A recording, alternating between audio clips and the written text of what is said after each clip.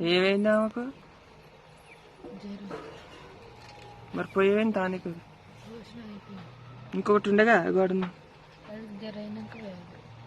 ఏం కాదు పోయి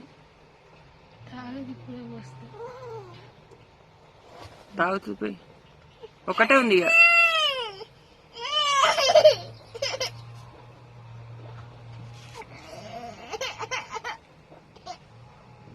ఇంకా ఇట్లా చేస్తుంది అనమాట. ఇప్పుడు పెద్దమ్మలు కూడా జ్వరం వచ్చి లేవలే ఇంకా. అయిపోయింది. ఓకే అయిపోయింది. అందరికి ముగ్గురికి జ్వరాలే అనమాట ఇప్పుడు.